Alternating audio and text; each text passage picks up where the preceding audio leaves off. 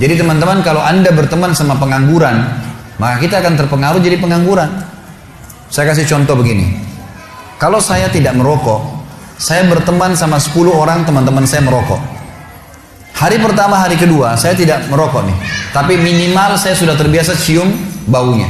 Seminggu kemudian mereka akan bilang, coba aja sebatang. Ya, sebulan kemudian saya sudah merokok. Setahun kemudian bisa jual rokok ini. Baik, ini contoh saja. Sebaliknya, saya tidak bisa mengaji. Teman saya 10 orang penghafal Al-Quran. Hari pertama, hari kedua saya malu. Seminggu saya belajar huruf hijaiyah, sebulan bisa ngaji, setahun hafal Quran bersama mereka. Teman-teman itu berpengaruh sekali. Makanya kata Nabi SAW, Al-maru ala dini khalili, seseorang sesuai dengan agama temannya. Berteman, bersahabat dengan orang yang ahli ibadah. Gak bisa. Antum mau rajin sholat malam tapi bergaulnya dengan orang yang tiap malam di karaoke sama diskotik. Nyambung gak? Gak bakal nyambung itu. Tapi kalau orangnya memang tidurnya habis isya langsung, atau dari majelis ilmu seperti ini terus bubar, Masya Allah, nanti malam ya saya miss call jam 3 kita tahajud ya, ngingatin temannya, pasti. Atau ngomongannya tentang apa, kayak majelis ilmu seperti ini kita 2 jam, 3 jam duduk, apa yang kita bicarakan? Kalau Allah, kalau Rasul, kisah orang saleh, tulisi pendapat para ulama, ada kenikmatannya gitu kan. Ada ibadah yang kita rasakan, ada sesuatu yang kita dapatkan di situ. Jadi yang dibahas itu kan, yang dibahas masalah itu. Jadi kita akan terus terbawa dengan pembicaraan yang positif. Makanya boleh mengenal siapapun, tapi bersahabat tidak boleh kecuali orang-orang yang saleh dan salihah.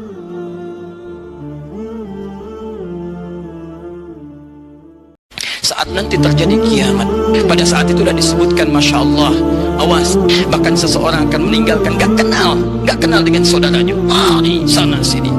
Dan dalam suasana itu, ketika terjadi hisab, perhatikanlah, terjadi sesuatu yang sangat dahsyat.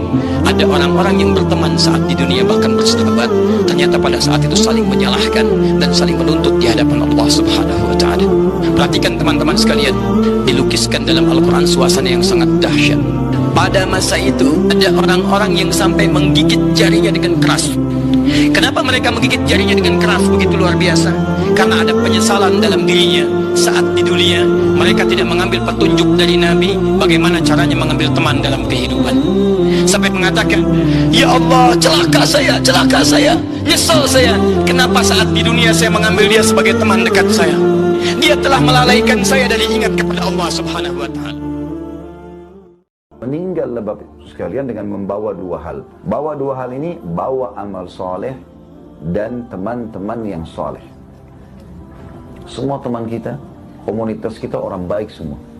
Karena orang soleh bisa bantu temannya masuk surga bersama dia.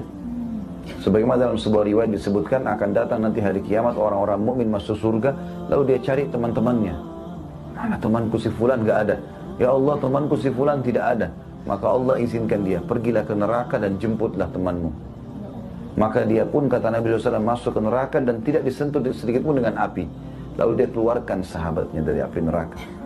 Manfaatnya besar sekali. Amal soleh selalu kita sibukkan, dari amal soleh apalagi, amal soleh apalagi. Jangan ada waktu lowong. Semuanya kita kerjakan bermanfaat. Kemudian juga teman-teman baik ini yang kita bawa ke akhirat. Hari Jumat adalah hari yang mulia, saudaraku seiman, di mana ada waktu yang Allah khususkan untuk diterima doa. Dan ada 2 buah hadis.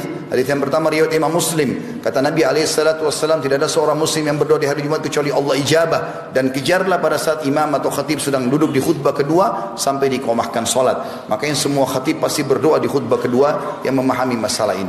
Juga hadis yang kedua riwayat An-Nasai. Kata Nabi SAW, Jumat ada 12 waktu. Dari subuh sampai maghrib. Tidak ada seorang muslim yang berdoa di 12 waktu itu kecuali diijabah. Dan perbanyak doa, kejarlah selepas asar sampai terbenam matahari. Maka jangan kita sia-siakan 2 waktu yang mulia ini. Karena kita berada di salah satu waktu yang mulia itu. Maka kita hadirkan hati dan pikiran kita untuk berdoa kepada Allah Subhanahu wa Ta'ala dengan penuh keyakinan Allah pasti akan mendengar dan mengijabahnya.